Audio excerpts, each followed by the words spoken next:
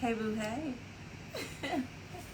All right guys, it is Tuesday, so you know that means ATI. I'm gonna let you guys go ahead and get in the room. How you guys doing this Tuesday? How was your Monday? How was your whole week actually since we last saw each other? How you doing? That you guys. All right, so as you guys are coming in, welcome to Teas Tuesday. I am your wonderful host, Nurse Sam. I almost said nurse with a T. Nurse Sam.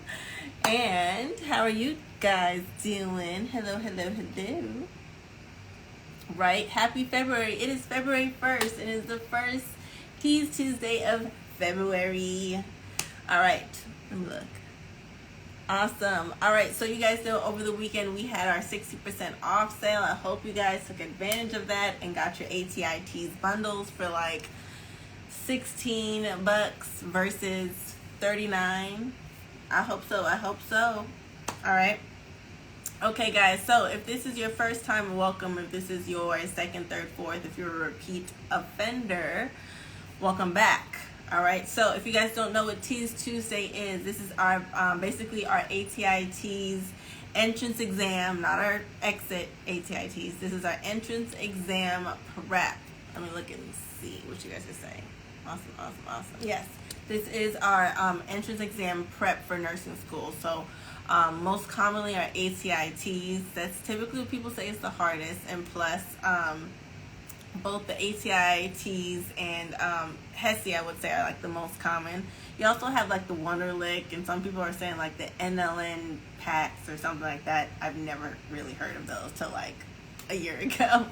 But I have heard of HESI. I have heard of ATI TEAS. Depending on your school's nursing program that's going to decide whether or not you're taking the HESI or the TEAS.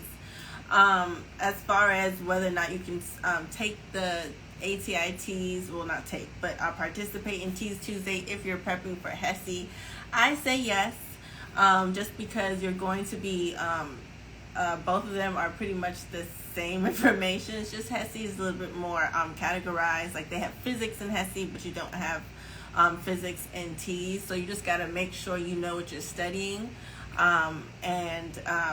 yeah, that's pretty much my advice, okay? So this is basically our Jeopardy style review for ATI TEAS. Just like Jeopardy, we have our blue screen. We have our 5 categories, our 5 questions per category. Even though on this live you can't see it, I am working on a way for you guys to be able to see it. You guys recommended like Kahoot, so hopefully next week we'll be playing the Kahoot version. And I'll let you guys know as the week goes by how we're going to play that, so you guys can kind of see, and we do it like that. But for today, we're just going to do it our verbal version, and you guys know after we get off of live, you'll be able to play the same questions on the Nurse Sam app. Once again, the app is called the Nurse Sam. Go ahead and not Google it, but like search it in your Google App Store, your, what's the opposite of Google? Apple App Store, and you'll be able to find the Nurse Sam app. Once you download that, open it up to TEAS Prep, ATI TEAS Prep, and you'll be able to play the mobile version of Teas Tuesday. Right now, last week's questions are uploaded, but once we finish this week's, you'll be able to play this week's questions, okay? It's going to run over kind of like the house rules, because for ATI TEAS, we have our 4 sections. We have math, reading, science, and English. I don't know, I kind of said it out of line, but whatever. But those are our 4 categories. Verbally, it's easier if we do our math and our science. You kind of have to like visually see the reading and the English, so you can kind of read the passages and kind of see in the pronunciation and not pronunciation, but the spelling of words and stuff like that. It's easier if you do it on the mobile app, so that's why I included it as well. That way you can kind of have anytime, anywhere studying at the same time, just in case you miss this live. But like I said, for now we're just going to do our science and our math questions. We are going to be playing for prizes, as you guys know. The real prize is you guys passing ATI, all right? It's passing the TEAS, getting accepted into your nursing program of choice, as you guys know. But for today and for our ATI TEAS, we like to play for prizes. Our prize is going to be the ATI TEAS bundle. Just in case you did not win it from last time, you will be getting the ATI TEAS bundle. The ATI TEAS bundle includes the math, reading, and English study kit, the science reading, the science study kit, and the anatomy and physiology one, the Slay Anatomy. So you get that, and plus you get the Tetris style periodic table of elements, plus some information on the ATI TEAS, how to pass it, some tips and tricks on how to pass it, difference between ATI TEAS 6 and 7, and like an ATI TEAS study strategy worksheet as well to help you guys pass. So awesome prize. It retails for $39. That the stuff that I said at the end, besides the study kits, but that extra stuff like the tips on how to pass ATI TEAS and the ATI TEAS study strategy, that stuff is exclusive to the study bundle. So you can't get that anywhere else. You can only get that in the study bundle. But you can purchase the study kits a la carte by itself if you want to. If you do all of those individually, it'll come up to like $54, $59. But if you just get the bundle, you can get it all for $39, okay?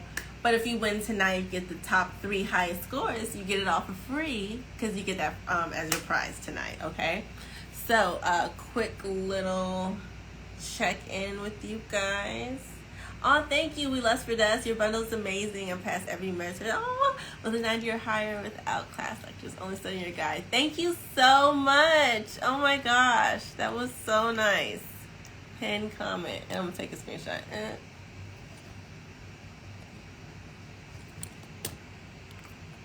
All right, sorry, second screenshot. All right, guys. So, if you guys don't know the rules on how we play, I'm going to read the question out. As I read the question, I'm going to then read the answer choices. The answer choices are listed as 1, 2, 3, 4. I'm gonna read them out. Then I'm gonna reread the question. Okay. It's up to you whether or not you heard it the first time or not. But like I said, this is a game of speed. Okay. And hopefully no lagging internet. Okay. So after I read the question and I read the answer choices, you guys are going to respond back and say in true Jeopardy style, say what is, and then whatever the answer is. So what is 1, 2, 3, 4, whatever. I recommend that you copy and paste what is, and like copy what is, the phrase what is, and have it like in your phone ready to copy and paste. Because let me tell you, these people are fast, okay? Just have what is already copy and paste, or have what is already typed into the comments. That way, whenever I read the question and I read the answer choices, all you gotta do is type in 1, 2, 3, or 4 and send it. Instead of typing in what is blah blah blah. You're losing seconds. And there's already somebody that already submitted the answer, okay? So in order for you to get on the scoreboard, you have to get the correct answer, and you have to be the first person with the correct answer on my screen, okay? On my screen, all right? So we know how internet goes. It lags, whatever. My internet might be stronger or weaker than your internet. I don't know. So I can only go on what my screen says. So that's why I can, that's why I was taking screenshots just in case y'all cuss me out, all right? So, like I said, I can only go by what my screen says. So if you're the first person with the correct answer that says what is in the correct way, that says it on my screen, first person on my screen, you will be the winner of that question, and you will land yourself on the scoreboard for whatever question and get those points, whatever that question is worth, okay?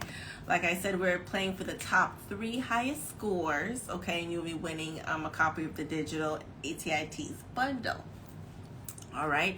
So if you guys have any questions about those rules, please let me know now. I'm going to go ahead and get our game ready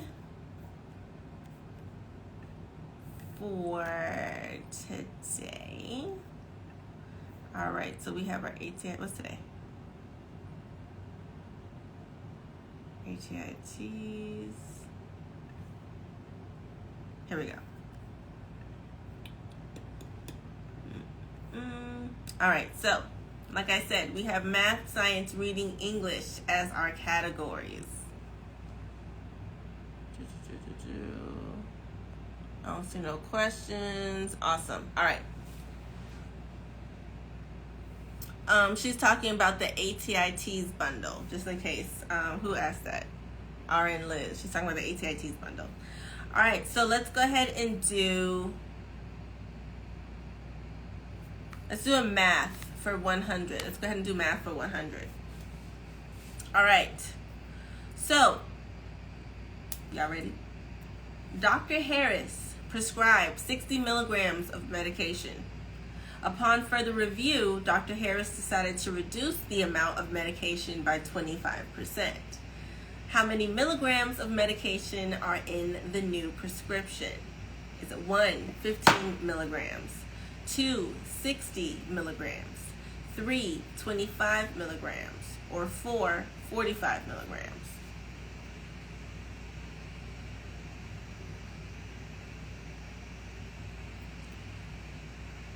Read it again. Dr. Harris prescribed 60 milligrams of medication. Upon further review, Dr. Harris decided to reduce the amounts of medication by 25%. How many milligrams of medication are in the new prescription? Is it 1, 15 milligrams, 2, 60 milligrams, 3, 25 milligrams, or 4, 45 milligrams? What is that answer? Remember, this is Jeopardy. ATI TEAS Jeopardy style. So, like Jeopardy, you have to say what is in order to be considered correct and get on the scoreboard, okay? All right, so that answer is, what is 4? What is 4? Or 45 milligrams. All right, the answer is 45 milligrams. That is the strength of the new prescription. Let's see who's the first person to get what is 4 on my screen. And it is Lee's. Lee's. Welcome, welcome. And congratulations, you are on the scoreboard with 100 points. Awesome job. Great job to everybody else that got what is 4. Picture Pretty Bling, great job. Forever Lauren. Forever Eric. All right, Liz.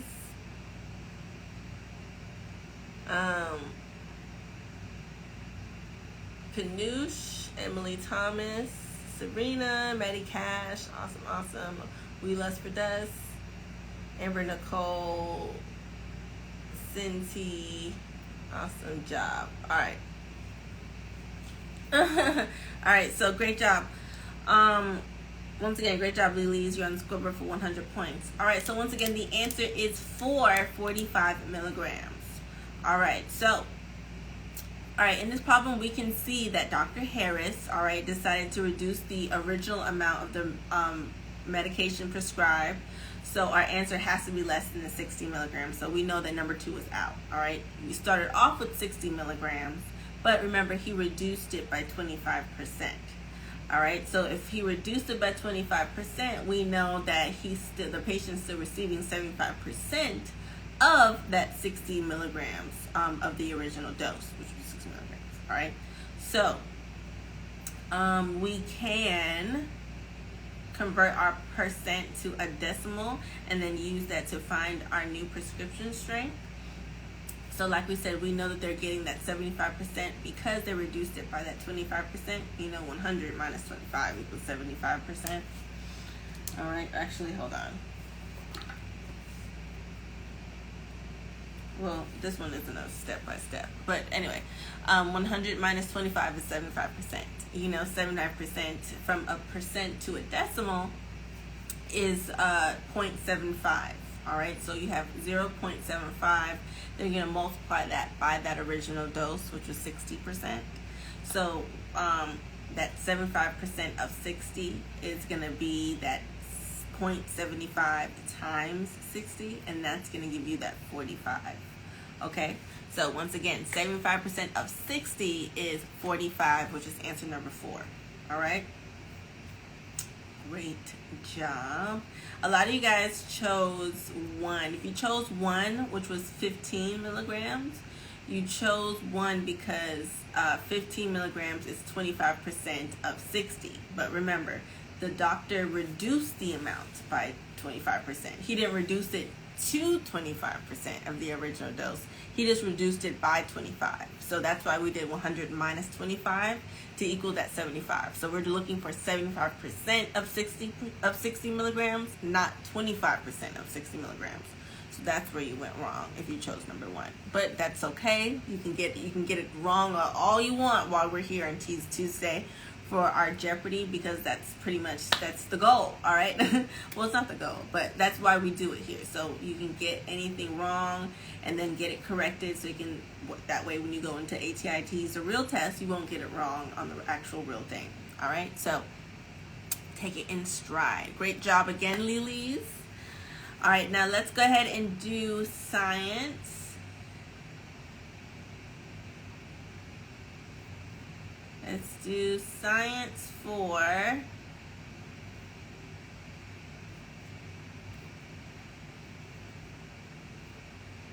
$200. Which of the following statements is true about protein digestion? 1, the majority of mechanical protein digestion occurs in the stomach. 2, absorption of protein occurs primarily in the small intestine. 3, chemical digestion of protein initially occurs in the mouth. Or 4, the majority of protein absorption occurs in the large intestine. All right, which of the following statements is true about protein digestion? All right, once again, 1 says the majority of mechanical protein digestion occurs in the stomach. All right, true or false? 2, absorption of protein occurs primarily in the small intestine. 3 is chemical digestion of protein initially occurs in the mouth. And then 4 is majority of protein absorption occurs in the large intestine. What is our answer? All right, our answer for this one is, what is 2? What is 2? Absorption of protein occurs primarily in the small intestine. All right. Let's look and see who got what is 2 and who got what is 2 first.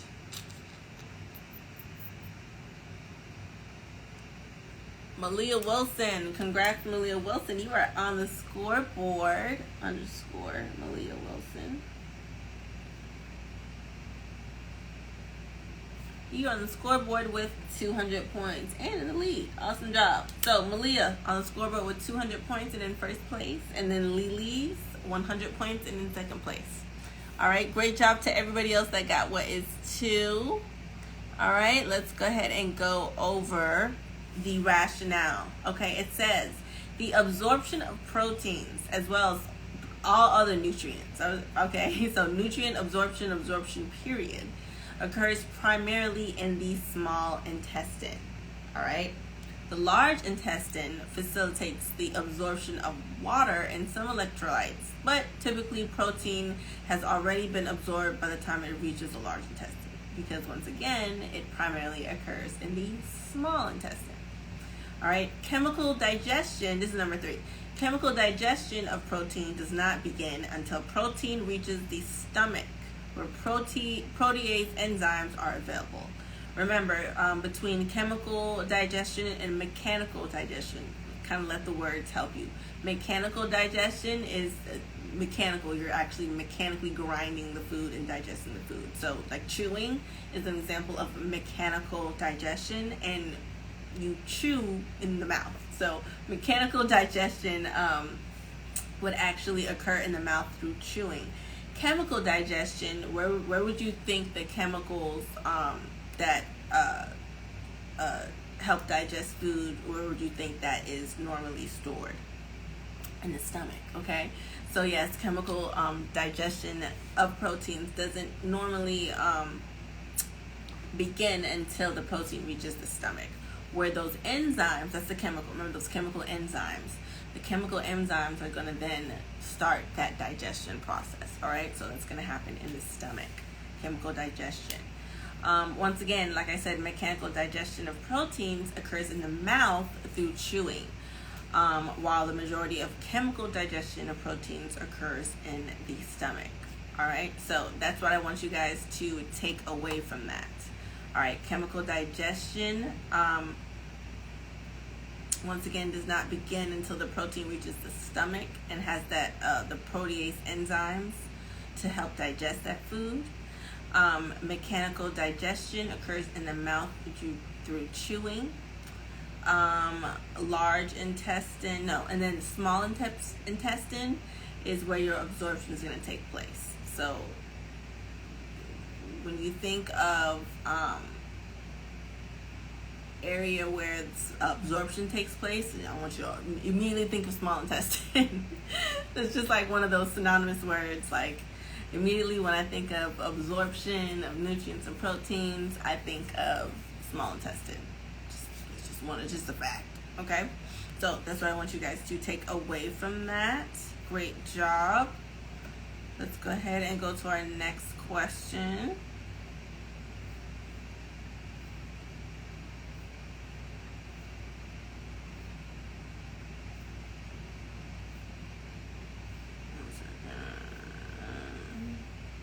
And like I said, the English and the reading, I want you guys to do that on your own through the mobile app, because it has a lot of like punctuation, spelling, has a lot of passages in the question. So I want you guys to be able to actually read that. It doesn't really work the same if I'm actually verbally telling you guys. You guys actually need to read it and visually see the passages and the sentences so you can pick the right answer. So English and reading, I'll save that for you guys for the app, okay? And I'll let you guys know when the questions have been updated. All right, now let's go back to our math. All right, this is another math. This is math 300.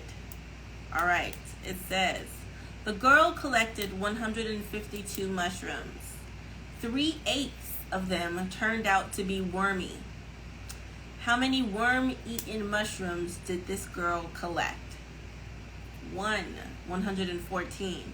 2, 57. 3, 40. Or 4, 19. All right.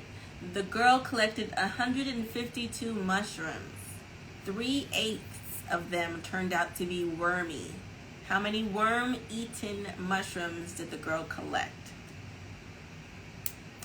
Is it 1, 114, 2, 57, 3, 40, or 4, 19?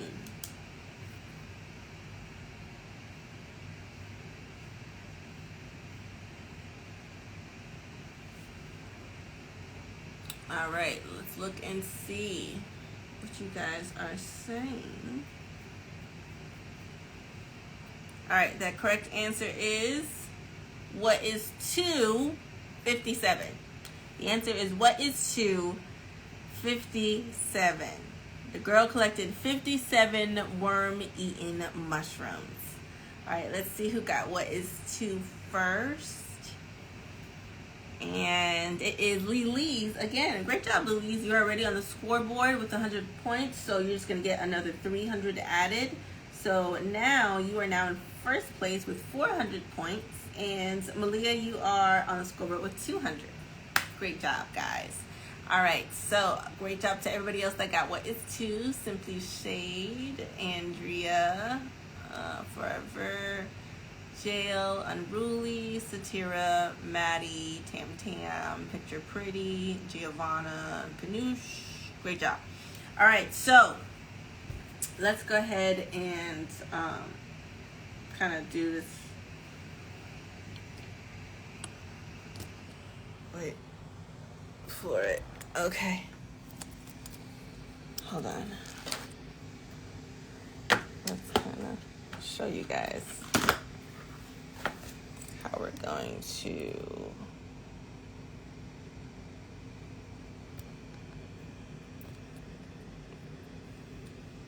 All right, so the girl, she collected 152 mushrooms. Did I spell mushrooms right? No, my bad. All right, so she collected 152 mushrooms. All right, 3/8 of them were wormy.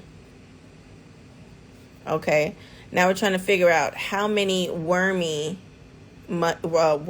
mushrooms did the girl collect. All right, so in order for us to do that, we have to take our 152 mushrooms and multiply that by 3/8 to figure out how many of them were wormy. Okay, so that is our equation.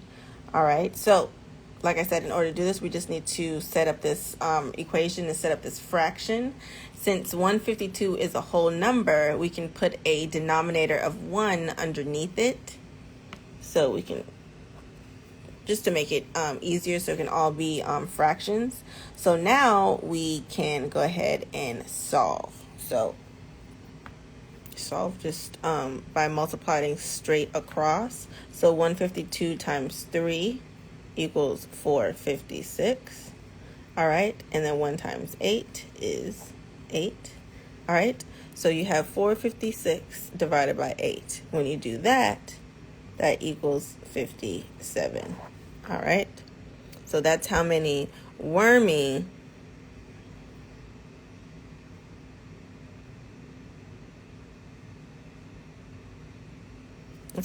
mushrooms you got. Okay, great.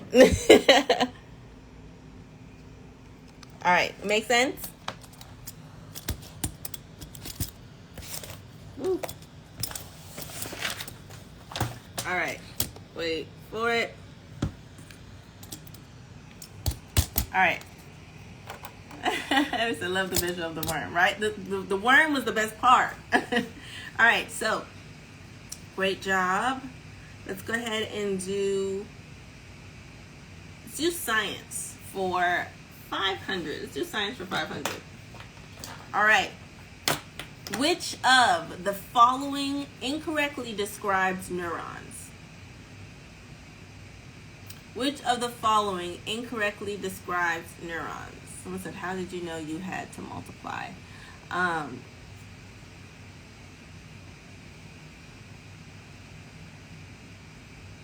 trying to figure out how to answer that question. That's how. I'm trying to figure out how to answer that question. I just knew we had to multiply because that's what the question called for. We had 152 mushrooms, and in order for us to figure out how many of those, 3/8 of them, in order to figure out how many of them were the amount of the 3/8 of the 152, you have to multiply. That's just the rules of multiplication as far as like fractions and everything like that. All right, back to this one. Which of the following incorrectly describes neurons? 1. Motor neurons carry efferent impulses with an E. 2. Sensory neurons carry afferent impulses with an A. 3. Motor neurons cause muscle contractions.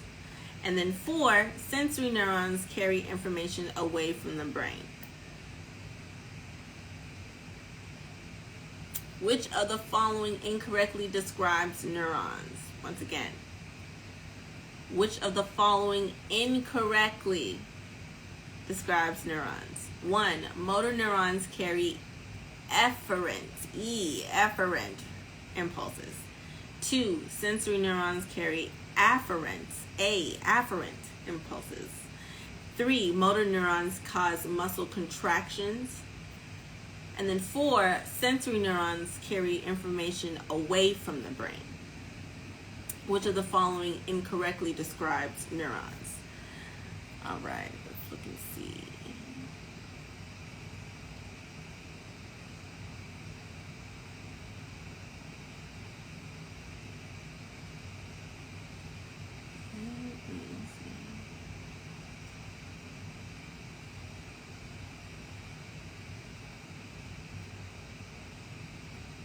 All right, the correct answer is what is 4?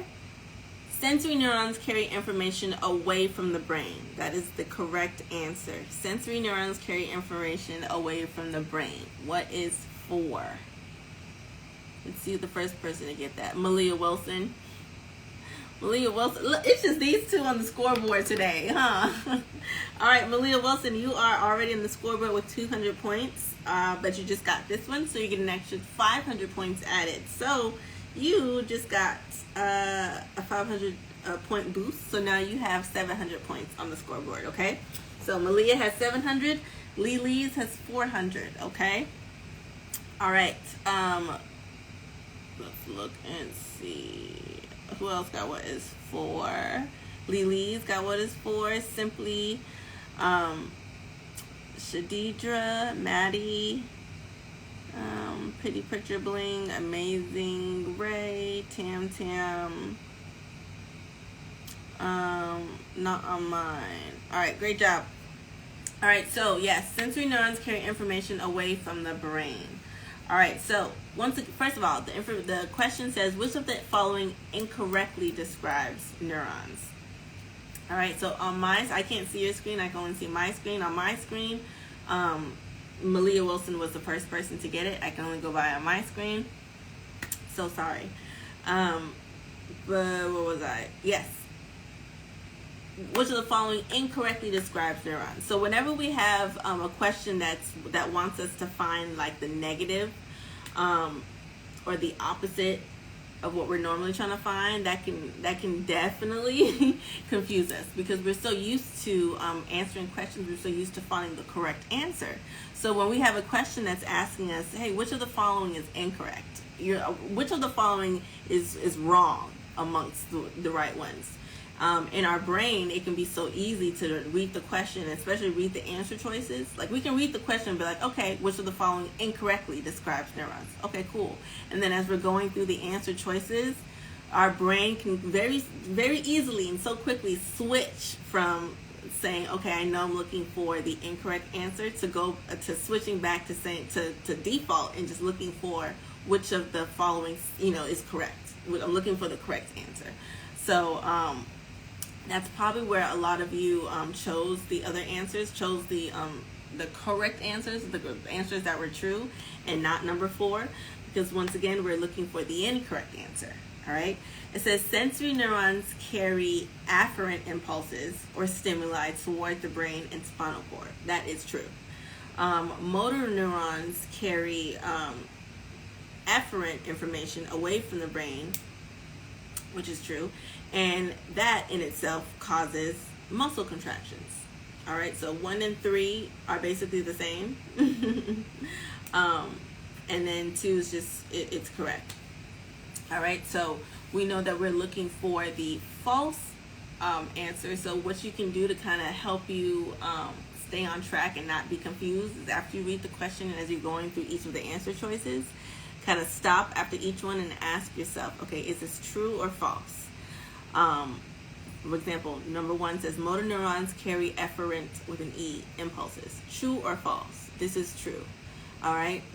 I know that the question is asking for the false answer. So if I know this is a true statement, I know number 1 can't be the correct answer. And I can put number 1 down and cross that off the list. All right. It may sound like it's, it takes extra and a couple extra steps, but it's just you being present and having presence of mind and being aware that the question is asking you for the opposite of what you're used to. All right. So that was a quick little tip, just in case you have questions like that, like those double negative questions. They can definitely trip us up. But you guys got this. All right, so once again, for anybody else that's just coming in, because we are playing for prizes and we are playing on Instagram Live, we have a lot of different connectivities, internet, all that stuff.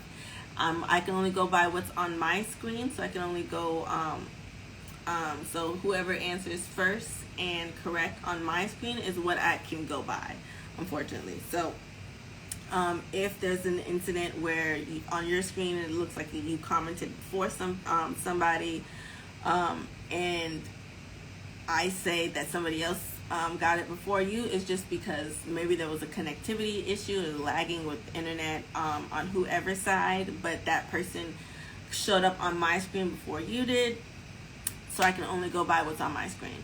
All right.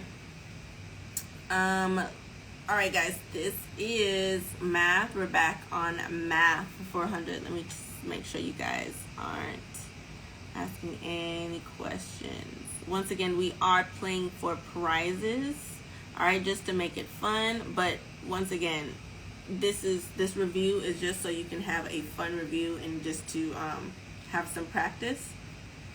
The real prize is you just passing your NCLEX, not NCLEX, passing your TEAS, okay? All right, math for 400. In 2014, the population of Mexican wolves in the woods near a cattle ranching town dropped 40% from the year before to 72. How many wolves were there in 2013? So 1, 120 wolves. 2, 40 wolves. 3, 29 wolves. Or 4, 43 wolves. I'm going to read it again. In 2014, the population of Mexican wolves in the woods near a cattle ranching town dropped 40% from the year before to 72. How many wolves were there in 2013? 1, 120 wolves. 2, 40 wolves.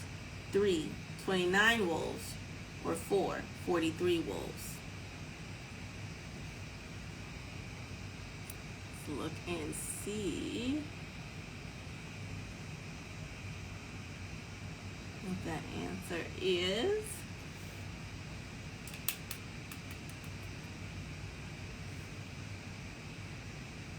That answer is what is 1. The answer is what is 1. 120 wolves. 120 wolves. What is 1? First person to get that correct was Forever Eric. Awesome job, Forever Eric. Welcome to the scoreboard, Forever Eric. All right. So we have Malia Wilson in first place with 700 points.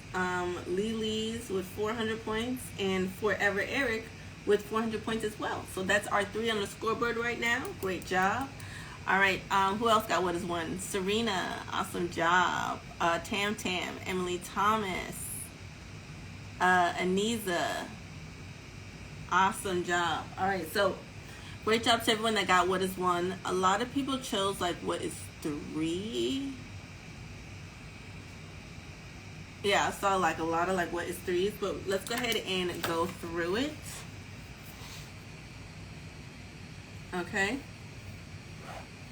All right, so wait, let me go ahead. Let's do our visual. Y'all know how we do.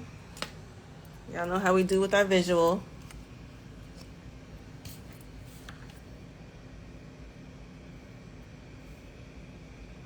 All right, our visual. Here we go. Here we go.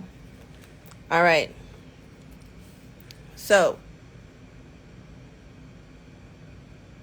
we know that in 2014, the Mexican wolf population dropped 40% from the year before. So we know the year before was 2013. And they dropped 40% to 72. Okay, so we're trying to figure out how many wolves were there in 2013. So we're trying to pretty much work backwards. All right. So we have to figure out what percentage of the 2014 population the 2013 population is. All right. So first of all, because it says it dropped 40% from the year before to 72, we're going to go ahead and just like last time, subtract that 100%. So we'll subtract that 40 from that 100. That's going to give us our 60%. All right. So that's basically saying 72 is 60% of what number? So that's basically what it's asking us, okay? Because remember, in 2014, the Mexican wolf population dropped 40% to 72. So another way of saying a drop 40% to 72, another way of saying that is asking what 72, well, is to say 72 is 60% of what number? Just because we're subtracting that 100 from that 40. So if something is reduced by 40%, that 60% is what we're looking for, okay? So once again, now we have that 6%. We're going to change that 6% into a decimal. We know that 60% fraction-wise is 60 over 100, which is also 0.60. All right. So now what we have to do, since basically, like I said, we're looking for 72 is 60% of what? We're going to do 72 divided by, like I said, that's 60%, but we're going to take that decimal divided by 0.60. So 72 divided by 0.60 equals 120. All right. So 120, that's how many Mexican wolves there were in 2013. Draw a wolf.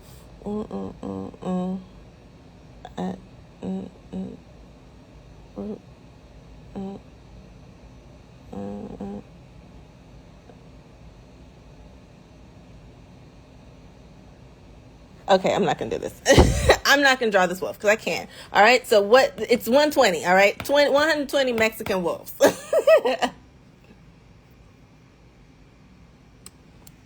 All right. Tam said, what pen are you using? Like a true aspiring nurse. I love it. Like a true nurse. This is the Pilot G207 Bold, of course. Pilot G27 Bold, of course. The thought was right. The thought was there for the wolf, but I couldn't do it. I don't even know what a Mexican wolf looks like. I don't know. But yes, 120 was the correct answer. Great job, everybody. Okay, all right. See, there we go. So you already know. You already know. You already have the nurse stealing tendencies since you're an LPN. These are the best pens, okay? Every doctor everywhere will steal these pens. Everywhere. All right. Let's go ahead and do science for 300. All right, science for 300, guys. All right. The function of the... The function of the pyloric sphincter. The function of the pyloric sphincter is to what? 1, release stomach enzymes. 2, produce chyme. 3, prevent reflux of digestive juices into the esophagus. Or 4, control the entry of food into the duodenum.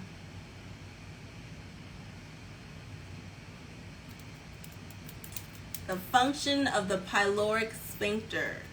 Is it to 1, release stomach enzymes, 2, produce chyme, 3, prevent reflux of digestive juices into the esophagus, 4, control the entry of food into the duodenum.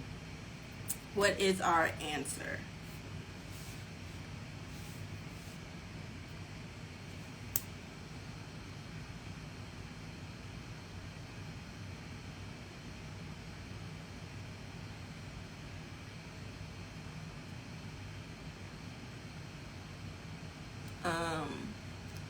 Shawnette Gibbs, I didn't get whatever your first message was. It probably didn't send because all I see is because I'm not getting it. What are you not getting? I don't know. Looking. All right. So the answer to this question is what is 4? What is 4? All right. And to get this question correct, you remember this is Jeopardy. You have to say what is. So the person to get this one correct was Unruly Chanel. Unruly Chanel. Congratulations, love. You are the first person to get this correct and to say what is. Not a lot of people chose 4. I will say that. So great job to everyone that chose 4. Even if you didn't say what is and to, get this right, you chose 4 and still got it correct. Great job. All right, Unruly Chanel. All right, so you're on the scoreboard with 300 points. Right now we have Malia in first place with 700. Lily's and Forever Eric tied for second with 400 points. And then Unruly, you have 300 points. All right, so the answer to this, once again, is what is 4? Control the entry of food into the duodenum.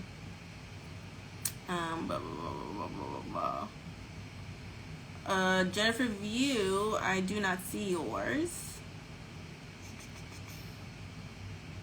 Yeah, I don't see you. The first person to get that was Unruly on my screen, unfortunately. To say well, not unfortunately, but yeah, it was Unruly definitely to say what is 4.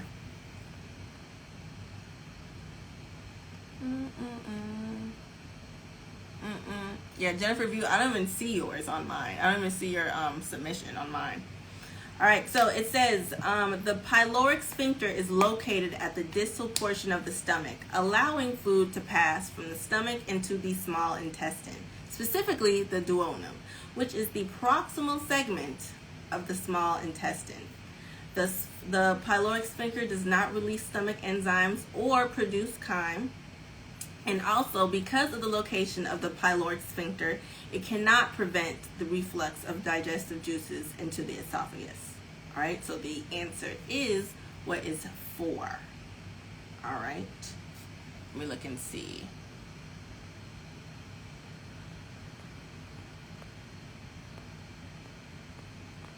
Yeah, that's so weird. I don't see you. Oh, all right. What'd I say? Yes, what is 4? All right, great job to everyone that got what is 4.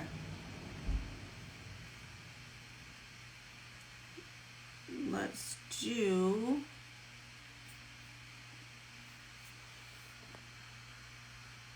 our next question.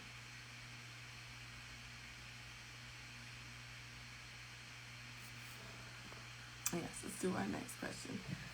But yes, like I said before, I'm sorry. With connectivity, I cannot see your screen. I can only see mine. I don't know what to say. You want to see the rationale again? 1 second. But I am coming up with a way to remedy that. So next week we'll be having it on a different platform so I can see everyone's answers. So hopefully the connectivity issue won't be such an like a big portion of whether or not you get the question correct or not. All right, so the rationale for the last one, once again, is that the pyloric sphincter is located at the distal portion of the stomach and allowing food to pass from the stomach into the small intestine, specifically the duodenum, which is the proximal segment of the small intestine. The pyloric sphincter does not release stomach enzymes or produce chyme.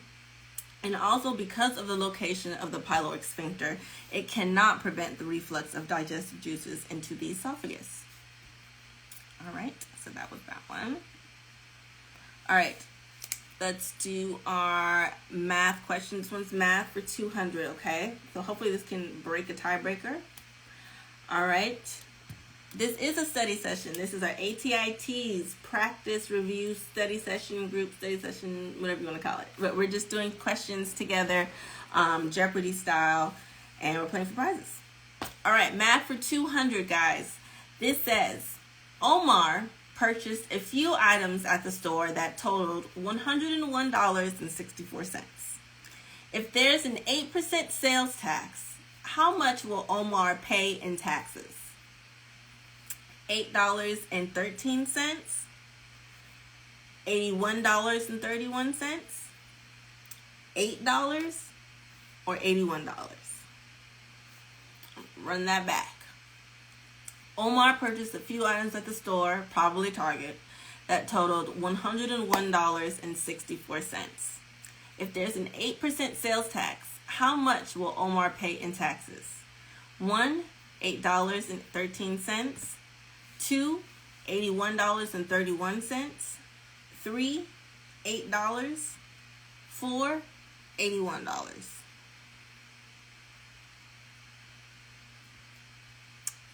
What is, or how much will Omar pay in taxes?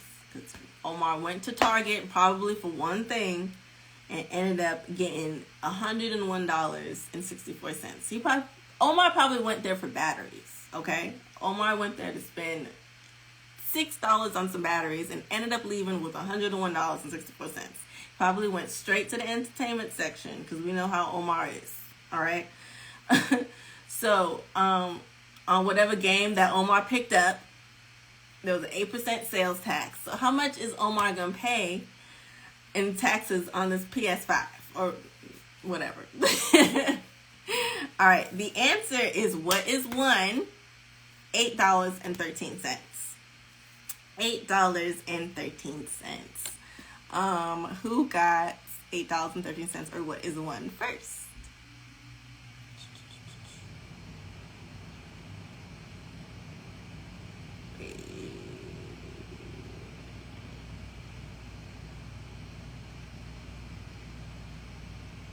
Simply Shadidra.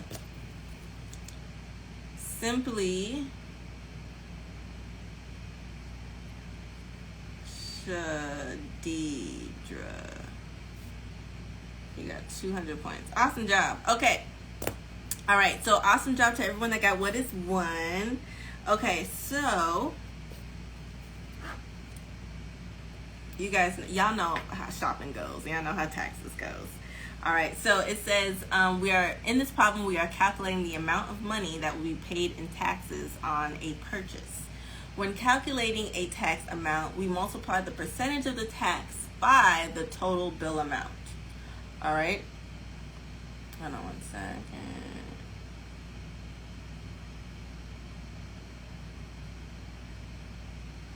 Okay, yeah.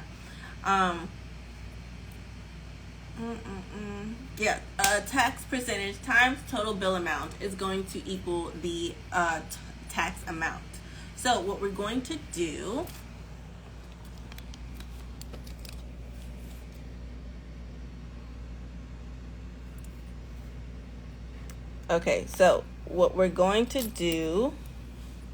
is well, first of all,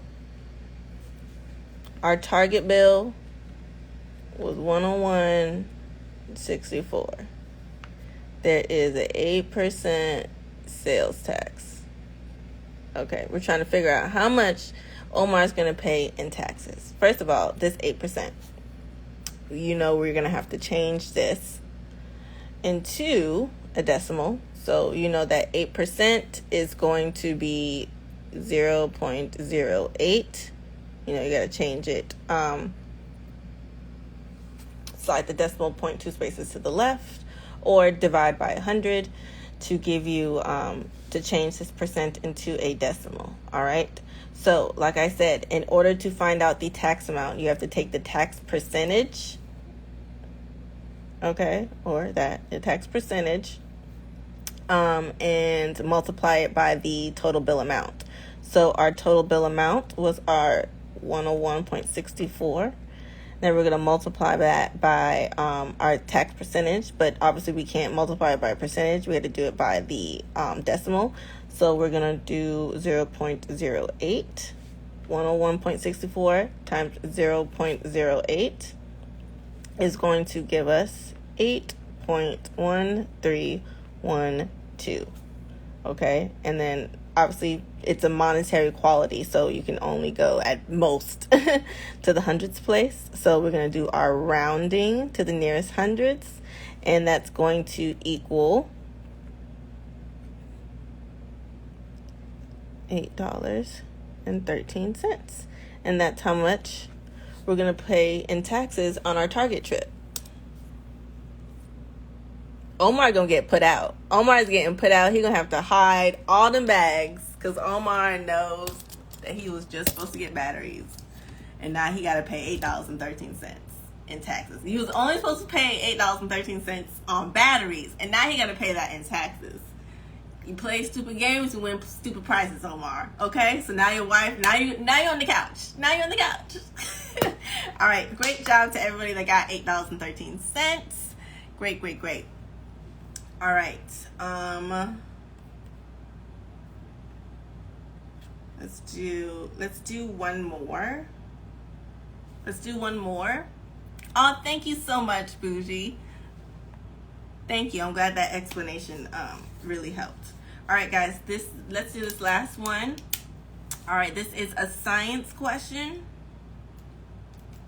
All right, which of the following, wait, hold on. This may sound dumb, but why didn't you subtract 100 to the 8% like the previous math questions? Why didn't you subtract 100 to the 8%? Oh, because for this question, we're not looking for like 60% of, or like we're not, the other questions we were trying to find what the remaining value was. So for example, the other questions, they were like reduced by 40%, or they had to pay a certain like 30% or whatever. But for those questions, because of those particular percentages, we had to in order for us to find the remaining value, we had to take that remaining percentage that was left over. So if something was reduced by 40%, we know that the whole was 100%. In order for us to find the number that we're working with, that's why we had to subtract that 40 from the 100.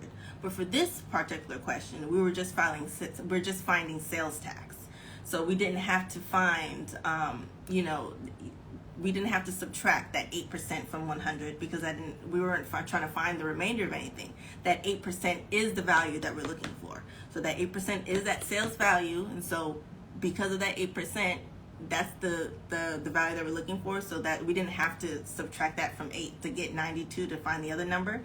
With that 8, we just multiplied that with, just like the formula, multiply that by the actual total bill number to get what we actually needed. All right, so just the two different questions, and so they required two different formulas. So that's basically why you didn't have to subtract it from that one. It says you have to change your decimal to get a dollar amount of the sales tax. All right, back to this one, science. All right, which of the following correctly pairs structure and function? Which of the following correctly pairs structure and function? 1, duodenum to reabsorption of water. 2, colon to absorption of glucose. 3, mouth to nutrient absorption. Or 4, stomach to chemical digestion. Which of the following correctly pairs structure and function? 1, duodenum to reabsorption of water. 2, colon to absorption of glucose. 3, mouth to nutrient absorption. 4, stomach to chemical digestion.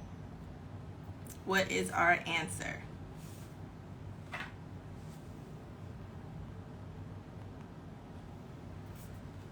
We're trying to find the correctly paired structure and function. All right.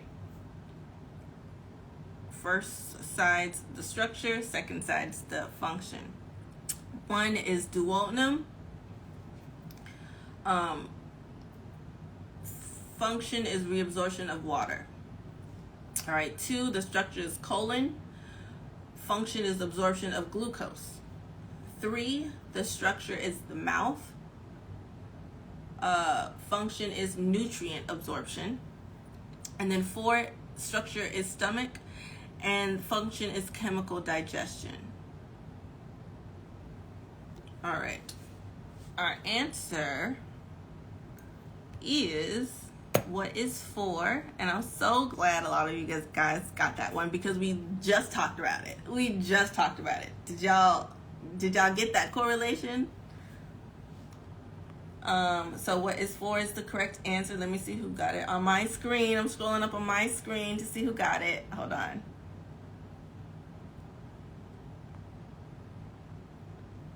Let's see who got it on my screen. Scroll up. Lily's. All right, Lily's got it. Congratulations, Lily's. All right, you just got 200 points added. So that was one. That's the 100 pointer. So you have 500 points. All right, congratulations again, Lily's. All right, let's see who else got what is 4. Forever Eric, Aaron Liz, Amazing Gray, Emily Thomas, Lady V, Ash Cash, Tasha Mack, Bougie, Unruly, Miss Inner Me, Georgia Latrice, All Things Beauty, Panoosh, Aniza, I am Malayan, something like that. I am Elena. There we go. Great job, guys. All right, so it says the stomach is responsible for chemical digestion. We talked about this. Remember with the enzymes coming and breaking it up. As food enters the stomach, it mixes with digestive enzymes and hydrochloric acid to break down food. The muscular contractions or segmentation that the stomach muscles produce helps to move the food around and ensure it thoroughly mixes with the chemicals. While mechanical digestion, what's mechanical digestion? What's mechanical digestion, A, and where does it take place? We talked about it, all right? What is mechanical digestion and where does it take place? Where does it begin? Thank you. Mechanical digestion is chewing. And where does it take place? Where does it begin? Thank you, Aaron Liz. It begins in the mouth. Yes. All right. It says while mechanical digestion, i.e. chewing, and chemical breakdown begins in the mouth, nutrient absorption does not occur until the food particles are small enough for absorption, and this happens in the small intestine. Okay? Somebody commented during our last question and said why doesn't they said that why doesn't it like start in like the saliva, like the absorption, the breakdown? Why doesn't the enzymes in the saliva break it down?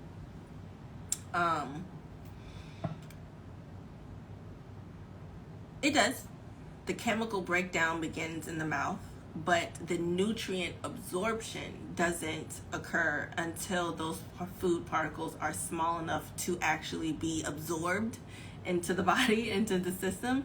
So that doesn't happen until it reaches the small intestine. So that's why nutrient absorption does not occur until the small intestine, but the breakdown starts in the mouth with chewing and saliva. Okay, the duodenum is a segment of the small intestine where most nutrient absorption takes place, like we just discussed. However, reabsorption of water happens in the large intestine, not the small intestine. Okay, I know for me that's something that would trip me up.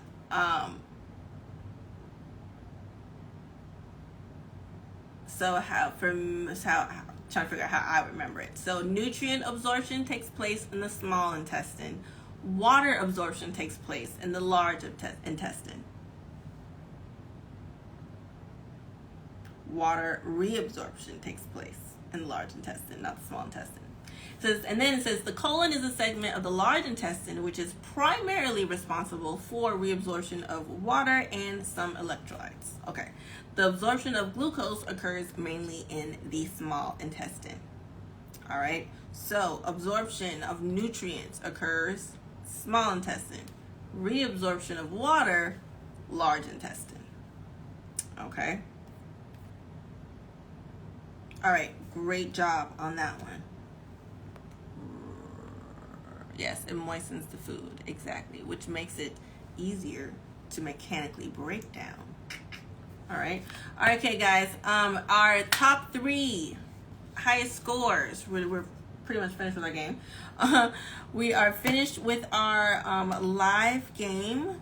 So let's go ahead and wrap up our scores. In first place, we have Malia Wilson with 700 points. Congratulations. In second place, we have Lily's with 500 points. Awesome job. And then in third place, we have Forever Eric. Awesome job with 400 points.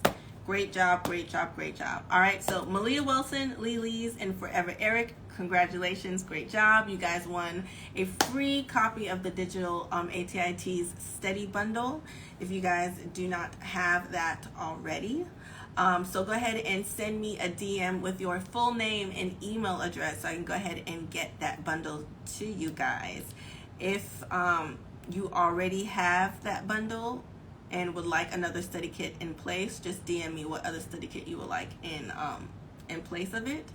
Great job to everybody else that participated. Awesome job. Like I said not too long ago, next week we are going to be experimenting with the Kahoot and trying to have that platform so we can have a better like scorekeeping experience as far as our Jeopardy. So thank you guys for recommending that. Thank you guys for playing as well.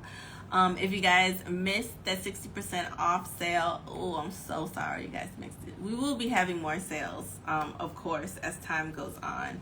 But I sure do hate it if you missed that 60% off sale. That was a good one. But, you know, like I said, we have sales pretty much all the time.